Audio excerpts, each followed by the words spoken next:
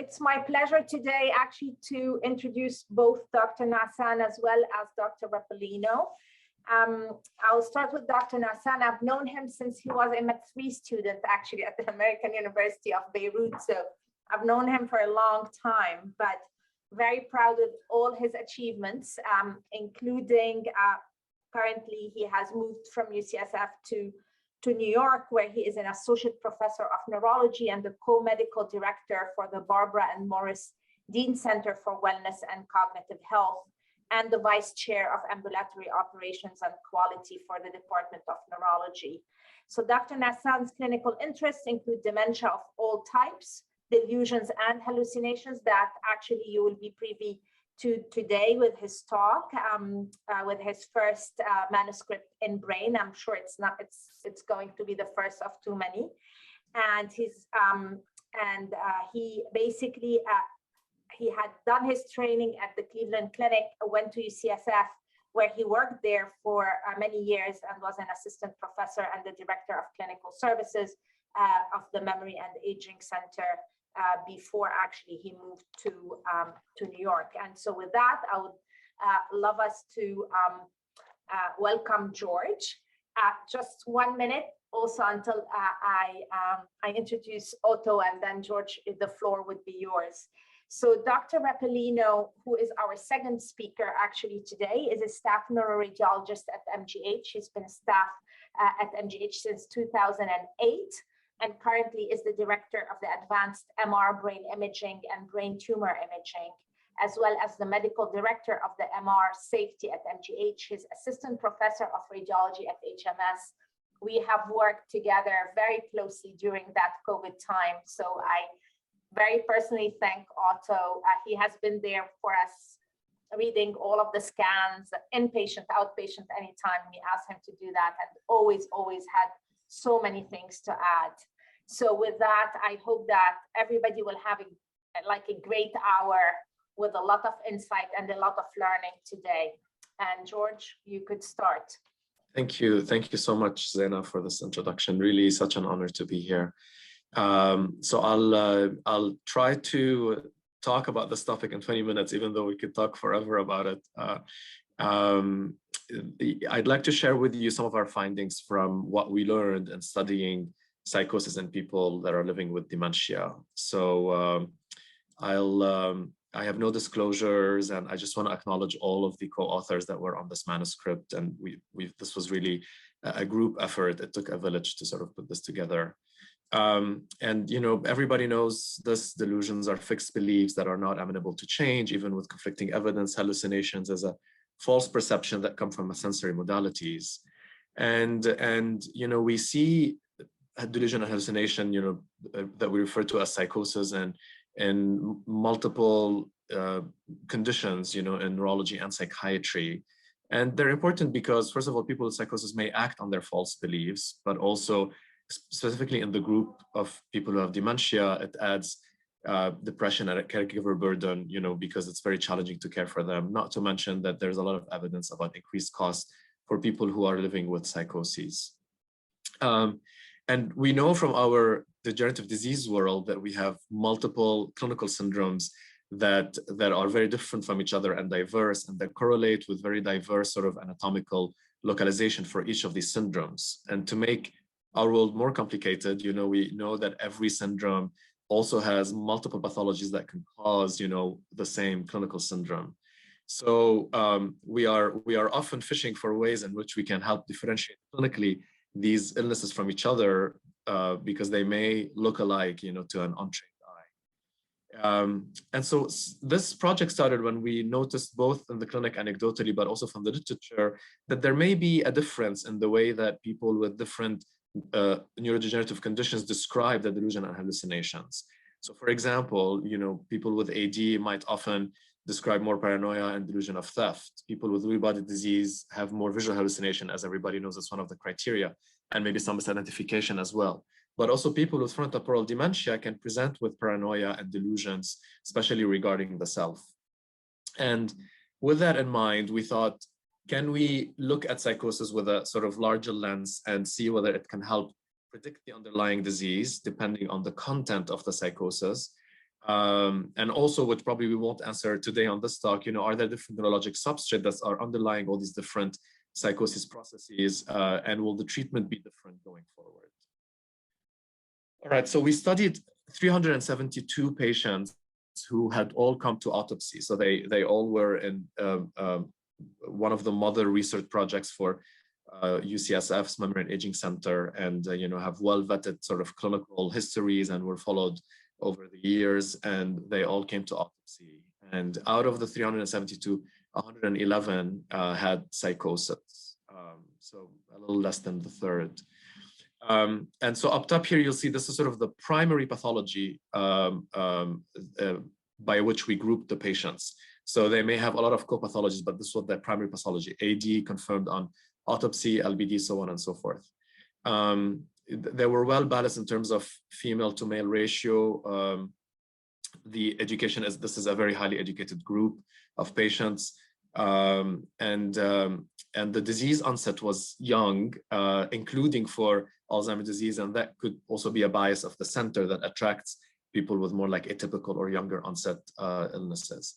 But what's interesting here is to notice that all of our patients actually had various different clinical diagnoses when they were alive. So the first point to say that like even these patients who like came through a very highly specialized center, the diagnosis was different than what the final sort of pathologic diagnosis was upon death. And so in this group, the most common frequency of psychosis, of course, is in the group of Lewy body disease and Alzheimer's disease pathology. The reason we group these two together is because most of our people with Lewy body also had Alzheimer's. We had very few, only 4 patients with pure Lewy body disease. But also, and perhaps surprisingly, or maybe not to some of the people on this call, the group with FTLD-TDP-A and B had a very high percentage of psychosis. And when we broke this down by hallucination and delusion, hallucinations were most common in LBD, and delusion were common in both Lewy body disease and TDP-A and B. But also we looked at the presentation in the first 3 years, and we noticed that it can help differentiate some of these syndromes. So in LBD, FTLD-TDP-A and TDP, you have your hallucinations and delusions occurring early in life in the first 3 years of the disease. And then for the others, even when you do have psychosis as part of the manifestation, usually it is later, or it's much less frequent that it occurs in the first 3 years of the disease. And then we tabulated all of the different subtypes of psychosis. So people who had paranoia, who hallucinated seeing people, who had visual illusions or misperceptions, so on and so forth. And we looked at the differences in the presentation within each of the 4 major diagnostic groups. So we grouped the TTPs together, the tauopathies together, LBD, AD in one group, and pure Alzheimer's disease in another. And I'm gonna go over all of these one by one, and I promise we'll get through them on time. So let me start with visual misperceptions. So as an example of this, a patient mistook a fire hydrant for a woman picking flowers, and he has mistaken tree branches for small dogs. This is a patient with Lewy body disease. Another patient, when he would investigate, he would find that what he thought was a cat was actually a coat. He sees pillows turning into people's faces. So visual misperception is basically you have a visual stimulus in the environment, but you are perceiving it as something else, or what some people refer to as illusions. This was seen most commonly or most frequently in people with Lewy body disease, the red bar here. 20% of patients with Lewy body had this psychosis. And it was statistically significant from the other 3 groups. I'm not showing it here, but in many of the other groups, there were co-pathologies with brainstem Lewy body disease. So that probably explains some of that as well. And on a logistic regression, we noticed that a high Parkinson's disease Braak stage of 5 to 6, meaning already reaching the neocortex, was associated 8 times more likely with this hallucination. So kind of the take-home message is when you see visual illusion or misperception, think of Lewy body disease as a pathology. Another subtype was hallucinations that were not well formed. So shapes, colors, shadows, things that didn't necessarily form an actual image. And they were described by patient as a halo, bright light, a figure, so on and so forth. This was also associated most frequently with patients with Lewy body disease. Also, a very small percentage of Alzheimer's disease also had it. And it was statistically significant than the other two groups as well. So also think of Lewy body when you see this hallucinations. Hallucinations that occur in the periphery were actually very frequent in Lewy body disease and often really early on in the illness. They were described as sensing a figure in the left visual field reminiscent of a ghost, seeing something out of the corner of his eye as if there is a shadow there. They seem to also be rushing past the side. And this was also associated with a high PD-BROC stage of 5 to 6, which isn't to say it couldn't occur at earlier stages, of course, but the association was higher at higher stages. From the literature, because we didn't do yet an anatomical sort of MRI imaging study on these, but from the literature, it seems that this may be associated with atrophy in the posterior cortex and hypometabolism on brain FDG PET. So patients with passage hallucinations or shadows of the corner of their eyes, have a high association with Lewy body disease pathology and possibly relates to a posterior cortical anatomy. Seeing people occurred in almost everybody. So this is actually the most common hallucination. It was seen in a total of 43 patients. It is the most common in Lewy body disease, but also seen in other groups. 80% of the image is usually a stranger, so people that we don't know, but in 20% of the cases, it was a familiar face that they hallucinated, and also associated with a higher BROC stage. For seeing animals, we actually didn't see a huge statistical difference between the groups, even though on a logistic regression, because some of these have echopathology with Lewy body as well, there was a higher association with Lewy body BROC 5 to 6, albeit it's unclear. And then finally, images that moves were also very much associated with Lewy body disease as opposed to other illnesses. So these would be described like gyrating spiders, stars that slither and disappear, a cat that's walking, or chariots flying in the air. So things that are moving is usually associated with Lewy body disease as well. Alrighty. We categorize the feeling of presence as its own category because it's unclear whether this is a hallucination or delusion. The feeling of presence is a description of people feeling that there is somebody else in the room, even without them necessarily seeing them. This is a report from our patients. There were several presences in the room. He was not alarmed by the sensation. He knows that there is often a person present that he cannot name, and he often asks his wife about this person. And in both of these cases, they didn't actually see any image. They just sense that there's somebody in the room. This was almost pathognomonic of Lewy body disease. And the reason I'm saying this is in the other, there were only 4 patients, that didn't have primary Lewy body that had this. One of them already had a brainstem copathology with Lewy body, so it could explain it as well. And again, it was seen with a high PD-BROC stage. So far, we are describing the profile of what people with Lewy body disease kind of like hallucinate and have delusions about.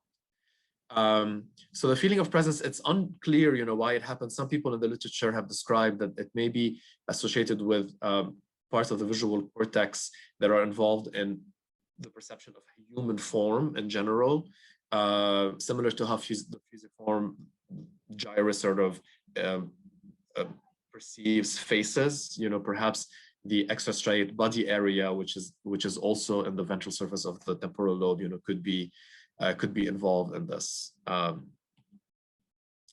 the feeling of presence is almost exclusive to patients with Lewy body disease, confirmed with pathology, and it may be related to this higher order from recognition centers of like the humanoid shape and hypoperfusion of the left ventral, occipital gyrus, and parietal lobes. And now we move to delusions. So in the delusions world, paranoia was the most common delusions that we saw across all of the groups, as is perhaps not surprising. Here are some examples. Believing that a stranger could remotely cause the patient harm using a taser gun. She started complaining of buzzing sensation on her arm, which proved that she was being tased remotely. She also felt that strangers were trying to get inside the house at night through the foundation. This is a patient with FTL-DTTP type B and ALS. on autopsy. Another patient with Alzheimer's disease believed that men were trying to break into the house, however, have been unsuccessful in doing so until one day when she called the police to investigate a break-in, and they found no evidence of it. So again, this is the most common delusion, but we see it really most frequently in the group with FTLD-TDP pathology, which perhaps is, one surprising finding, followed by patients with LBD and Alzheimer's disease. And we try to subcategorize paranoia into intrusion inside the house, paranoia of jealousy, my spouse is cheating on me, and theft. I'll start by saying that we believe that theft was probably underreported in the charts, and since this was a retrospective chart review, I don't know that it reflects very well sort of like the real world. And part of this might be that we are all perhaps so used to hearing somebody with Alzheimer's disease say, oh, people stole my money because I can't find them, that we may not report it as such in the notes. So we cannot make a huge determination about theft. But regarding the other two, at least in people with FTLD-TDP, intrusion seem to be the most common type of or subtype of paranoia. And people have tried to explain why we see this. It may alter. We may have an alteration in the integration of sensory information with personal, emotional, social experiences, which, when they clash, lead to the delusion. Some people have demonstrated that it might involve limbic structures, including the hippocampus. And we know from people with Alzheimer's disease and paranoid delusion, that they have more right hippocampal volume loss than patients with Alzheimer's disease without paranoia. And so with all of that in mind, paranoia can be seen early in the disease in people with Lewy body disease and FTLD-TDP, and it may involve limbic structures and the default mode network anatomically. Delusions of places and locations were also seen almost exclusively in Lewy body disease, and none of them had TDP pathology. This is just one example. When he was not paying attention, someone was moving his house to a different location. He found it odd that the interior of the house remained the same, despite the fact that the house had moved many miles away. So this is one patient with Lewy body disease and Alzheimer's disease pathology. This was also associated with a high Braak stage. Alrighty, the delusion of misidentification, which to us constituted any misidentification. Whenever a person misrecognizes, a friend or a spouse, so on and so forth. Here are some examples from our patients. She carried the delusion that her son and primary caregiver was actually her husband. She thought her caregivers were imposters. Another patient, he will call his wife by her maiden name and sometimes by other names. This was seen in both Lewy body disease and FTLD-TDP pathology, albeit more frequent in Lewy body. However, on a logistic regression, we found two spikes, two associations that both TDP pathology and PD high Braak stages were associated significantly with this type of delusion. And so it could be seen in both FTLD-TDP pathologies and Lewy body pathologies. And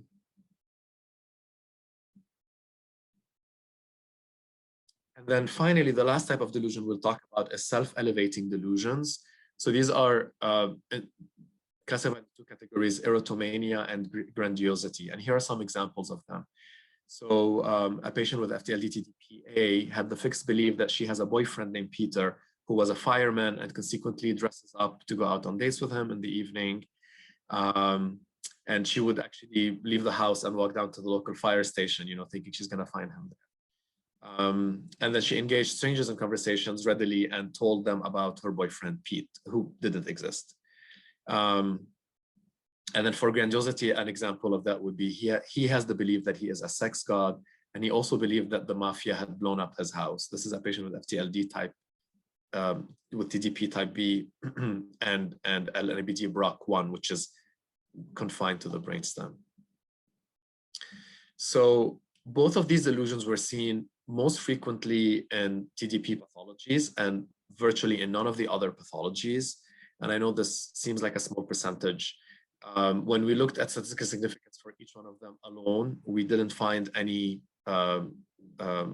important differences. However, when we grouped them together into self-elevating delusions, they were associated on a logistic regression with a pathology of TDP, 22 more times more likely to have the self-elevating delusion with a pretty significant P. People have written about these self-elevating delusions and their anatomical localization, particularly in people with FTLD, TDP from a genetic mutation. So people with C9 mutations and delusions had more of a left frontal lobe volume loss, and primarily the delusion was grandiosity, which kind of makes sense. We know from the old literature on neurosyphilis that many of these people, that used to have neurosyphilis, will have delusions of grandeur, and the disease also had a predilection for frontal lobe involvement. And then also patients with progranulin mutation and delusions tended to have more insular volume loss. And we know the insula is involved in self-awareness and sort of representation of the self, which might, help mitigate some of these delusions. So when you hear erythromania or grandiosity delusion in people with dementia, think of the possibility of A and B. And the anatomy may be in the left frontal structures or the insular structures. So just some take-home messages. Neurodegenerative pathologies do seem to have their own signature when it comes to the content of psychosis in patients who have these conditions. People with Lewy body disease almost exclusively have visual illusions, passage hallucinations of the corner of their eye, feeling of presence, well-formed visual hallucinations of people and animals, and delusions of paranoia, places, and misidentification. A paranoid delusion and self-elevating delusions can help differentiate between patients with FTLD tau and FTLD TDP, especially when they occur early on in the disease. And also when we see people early on that present with psychoses, we have to keep in mind, it doesn't always necessarily mean LBD pathology, but it could be some other dementia, especially if it's early on in the disease. So be careful about assuming that somebody has Lewy body disease just because they have a lot of psychosis early on. FTLD with tau pathology rarely manifested psychosis, and when they did, it was often because of co-pathologies. I didn't show this data, but this is detailed in the paper as well. We need future research into the anatomy of psychosis, and hopefully future research into specific neurobiology and developing medication that hopefully can be specific to these different circuitries and to the different conditions that we treat. So with that, I think I'm on time and happy to take any questions.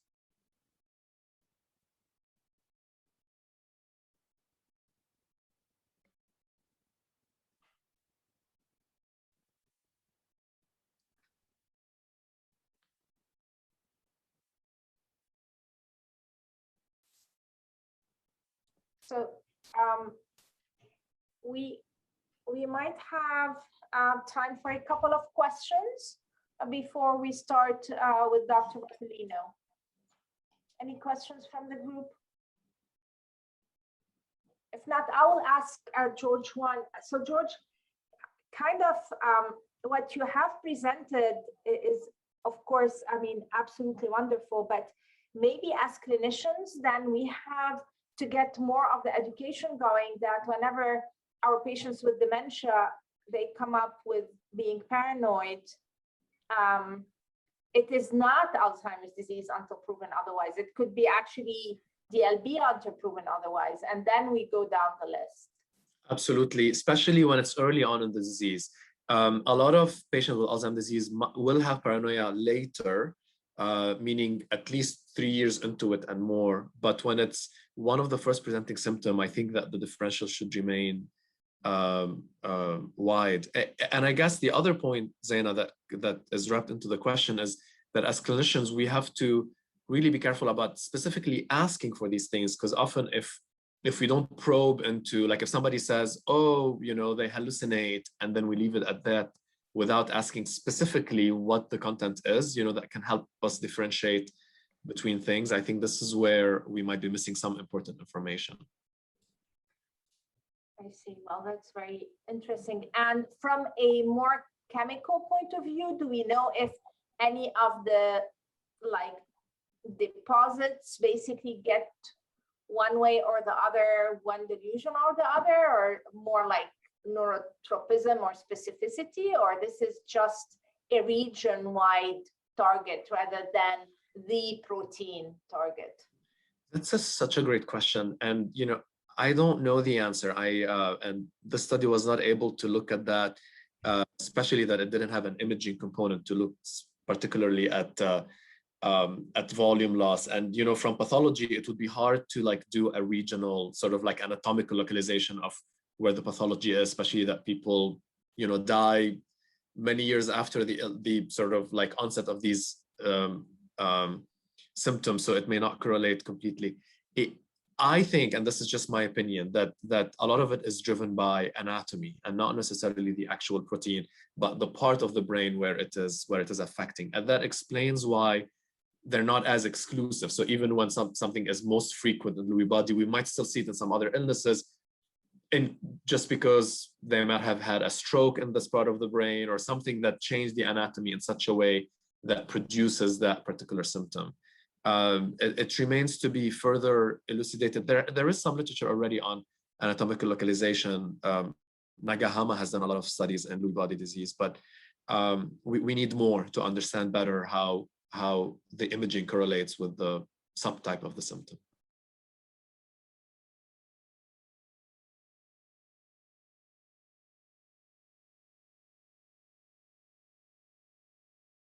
So I would like to say thank you for the invitation today. It's really an honor to be sharing with you this topic, this lecture.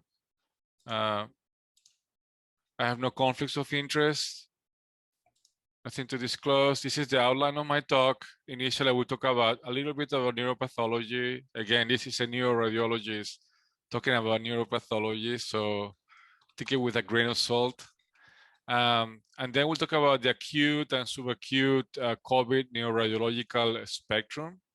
We're talking about a little bit about the chronic post-COVID syndrome.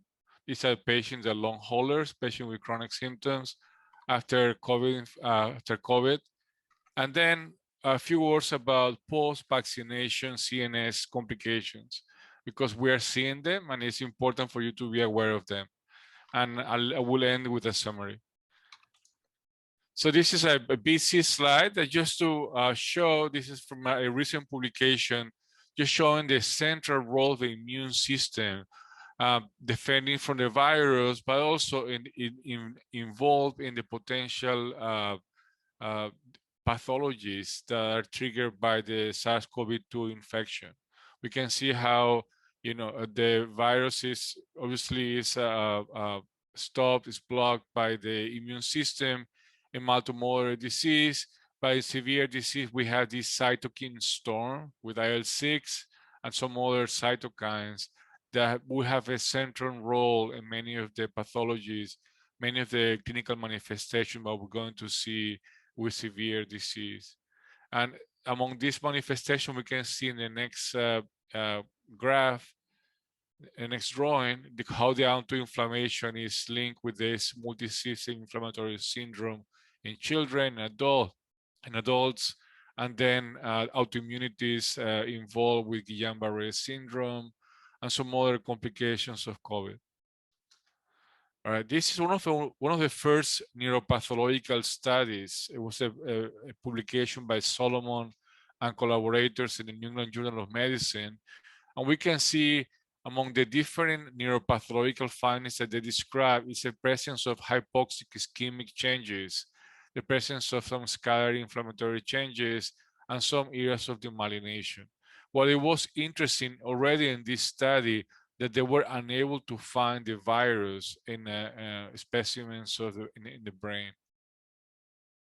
This is a summary of different neuropathological studies, and they all share kind of the same kind of theme. A lot of hypoxic ischemic changes. So hypoxia has a major role in the neuropathology that we see with COVID, particularly severe COVID. There are also obviously cerebrovascular complications. These patients are going to have infarcts, microhemorrhage, in addition to the non-microhemorrhages everywhere in the brain parenchyma. But there are also areas of demyelination. This is a very interesting publication describing the presence of endothelitis within the brain parenchyma and major vessels going to the brain. due to the SARS-CoV-2 infection. And some of these endothelitis cases likely has some major role in the potential cerebrovascular complications of COVID. And I mentioned before that has been very difficult to identify the actual virus in brain specimens. So there have been a few publications where they have actually reported the presence of the virus in the brain parenchyma. One of those publications is these publications where they mention the presence of the virus in the endothelia and even in the brain parenchyma in patients with severe COVID. This is another one. This was published in Nature Neuroscience, and they're showing a good correlation between the amount of virus they can find in along the olfactory pathways. The more distal they go into the brain, the less likely they're going to they found the viral particles. In this paper also, they identify viral particles within the brain parenchyma and the vessels. Now switching to the neurological spectrum. So we have all these different pathologies that have been different kind of imaging findings that have been reported with COVID and with SARS-CoV-2 infection. So we have the ischemic hypoxic encephalopathy. So these are patients that have the silent hypoxia, and they're going to experience white matter changes, white matter abnormalities, also in the deep gray matter secondary to hypoxia. They will also have acute cerebrovascular events, either acute ischemic infarcts or MAC or large hemorrhages, likely due to a combination of endothelitis, all these, the cytokine storm that I mentioned before, the triggering all these events. Very often we're going to see macro hemorrhages that are going to be better appreciated on the high magnetic field strength. The distribution is kind of typical: corpus callosum, deep gray matter.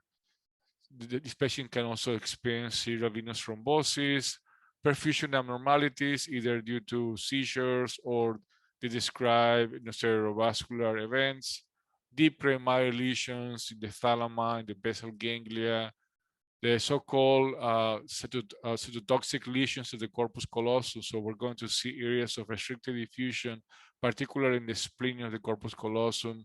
There have been cases of PRES. We had a couple of these cases associated with COVID, central pontimal analysis. Viral encephalitis and meningitis is a more questionable diagnosis because, as I mentioned before, the actual presence of the virus in the brain tissue is kind of controversial. CNS demyelination, yes, we have seen many of these syndromes in the brain stem, the atypical demyelinating syndromes. We have seen cases of myelitis and Guillain-Barré syndrome. All these cases, particularly in India, with mucormycosis. So these patients become immunosuppressed due to all this immune dysregulation during COVID, and then can have the development of these opportunistic infections. And finally, as we all know, the presence of anosmia and ageusia that is quite common in patients with COVID. So this is another recent report just describing one of the challenges of kind of doing epidemiology of COVID is the variability of the reported rates. So something like anosmia, some reports go down to 5%, while others go up to almost 86%. And some other symptoms also are quite variably reported in the literature. This was the first publication, the first images describing the presence of an encephalopathy, a necrotizing encephalopathy in patients with COVID. And we can see bilaterally within the mesial temporal lobes that there were, and within the deep gray matter in the thalami, there were abnormal areas of abnormal signal with necrotizing changes and hemorrhage secondary to the SARS-CoV-2 infection. This is a publication that we had in AJNR this year. that we were the first group to use spectroscopy for the characterization of white matter changes in patients with COVID. And we can see these were three different cases with COVID. The one on the left side is a patient with severe COVID infection who was basically unresponsive in the ICU. The second one, a patient with COVID who had a transient, there was a cardiac arrest as an inpatient. And so we want to see if there were any similarities between what we see with severe COVID and just COVID, mild to moderate COVID in a patient who actually had cardiac arrest. And finally, the third case is a patient like a control also with COVID for comparison. And we noticed that the very different spectroscopic abnormalities, how the choline was significantly elevated in patients with a severe COVID, and the lactate particularly was quite elevated in these cases.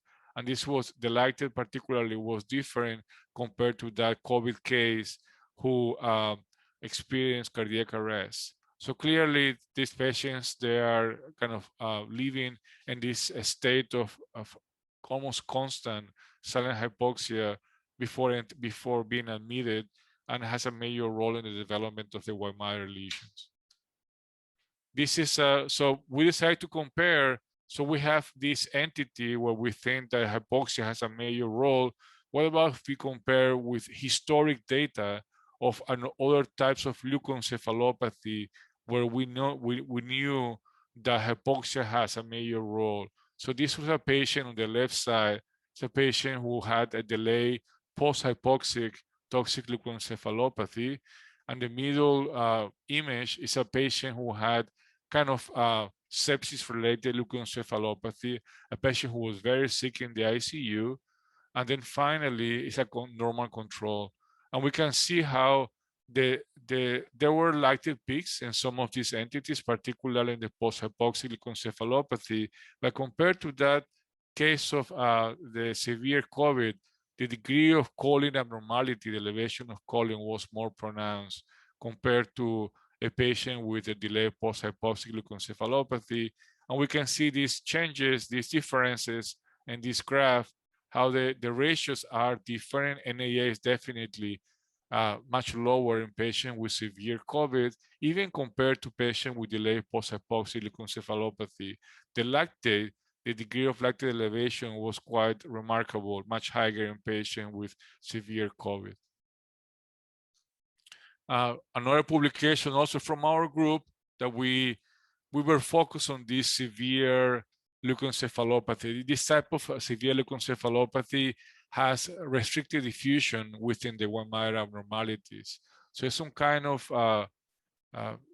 almost like in the spectrum, there also can be necrotizing changes and eventual cavitation, but it's clear that most of these cases had abnormal restricted diffusion on MRI. And we can see an example of this kind of pathology. Bilaterally, there is extensive areas of restricted diffusion, decreased signal on the ADC map. And this is another case where we saw actual cavitation within the white matter. We can see these holes that are developing within the white matter. And what was interesting about this group, this cohort of patients with this severe leukoencephalopathy, that they all had, there was like a strong correlation with the mean BMI. So patients that have very high BMI, they were at significant risk for development of this severe leukoencephalopathy. There was a trend towards more frequent acute renal failure in this group, and also lower hemoglobin and higher serum sodium. This pattern of leukoencephalopathy was also very peculiar in terms of the imaging findings, because not only there was supratentorial involvement, but there was this very peculiar involvement of the middle cerebellar peduncles. And we were very puzzled by this. And looking at reviewing the literature for this paper, we noticed that actually the middle cerebellar peduncle is actually a border zone area. So a lot of the changes that we're seeing are border zone areas that, again, in the setting of silent hypoxia, and maybe with the endothelitis and the cytokine storm, they are particularly susceptible to hypoxic ischemic changes. This is another publication that was also very interesting. There have been a couple of publications about this topic, and they are in agreement that the more severe the lung disease, the more likely that of this leukoencephalopathy to develop. So in this case, there is a grading system of the pulmonary involvement, and there was a clear correlation with the likelihood of the development of these CNS complications. This is another publication from our group. It's talking about the microhemorrhages, and we can see the classical distribution of these microhemorrhages in patients with, particularly with moderate to severe COVID, but we can see in the spleen of the corpus callosum in some areas. You can have also in the cerebellum and the deep white matter, subcortical white matter. And now I'm going to show some dramatic clinical examples that we had at MGH. This was, I think that just to show again the same pattern that we had before of the classical severe leukoencephalopathy with COVID. This case also had lactate peaks. You can see lactate on spectroscopy and the classical involvement of immunocerebellar peduncle. This case was very peculiar because the majority of the abnormalities were actually infratentorial. Another case, it was one of the first cases that we had. It was a devastating case because at the time of the diagnosis, look at the extent of the abnormalities. There was already diffuse cerebral edema, extensive abnormal white matter hypoattenuation. These are actually the diffusion images, and they look so strange. The abnormalities are so extensive, and there is even the ADC map looks very strange with extensive areas of decreased signal in the deep white matter. And look at the images, the T2 images, how there was diffuse cerebral edema, and there was already evidence of this engorgement of most of the intracranial veins is something that has been reported with brain death. So this patient was likely developing brain death in the scanner. And we can see the herniation of the brain parenchyma, the tonsillar herniation, transtentorial herniation at the time of the MRI. The next case, again, this was a case with the cavitating changes that I mentioned before. Classical appearance, we can see these kind of developing holes in the white matter. And these are in higher magnification. This case also has a few scattered microbleeds. You can see one in the corpus callosum there.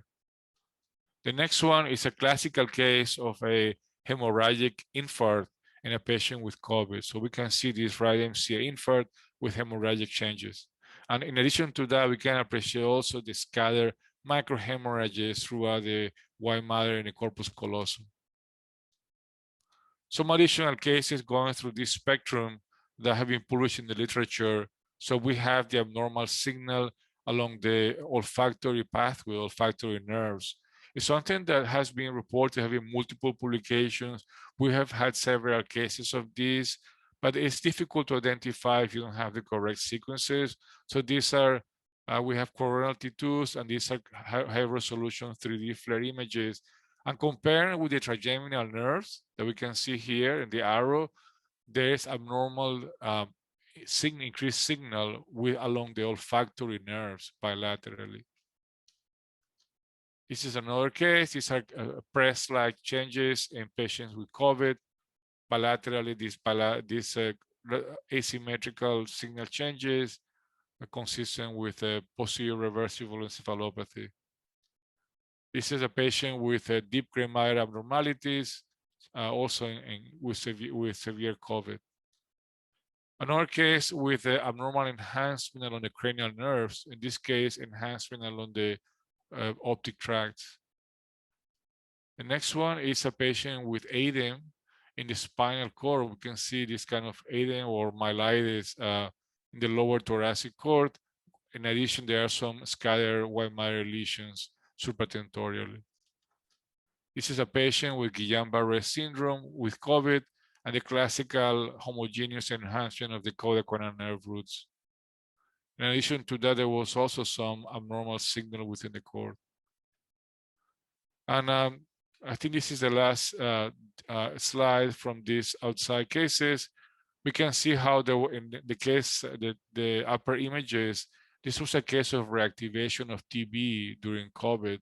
The next one is a patient with cystic demyelinating lesions, also with COVID. I guess this is the last one. It's a patient with myositis, also associated with COVID-19. Now let's talk about chronic post-COVID syndrome. So the definition of this, typically, these are cases that are developed 12 weeks or more after the initial infection. That you know better about the clinical presentation of these cases: fatigue, myalgia, all kind of chronic symptoms, vague symptoms in some cases, or you can have more focal neurological findings. So there's cognitive dysfunction, headaches, anosmia, persistent anosmia, and some others: pain, the brain fog, aphasia, and memory problems.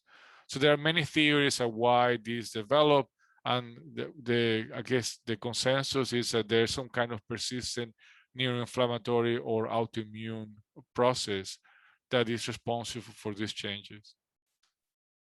This was a very interesting kind of note in a publication written by a patient, just describing the struggle, how difficult these symptoms can be, and how important it is for the patients to have to get the diagnosis, and how frustrating it is that many of the current radiological techniques are unable to identify abnormalities in these cases.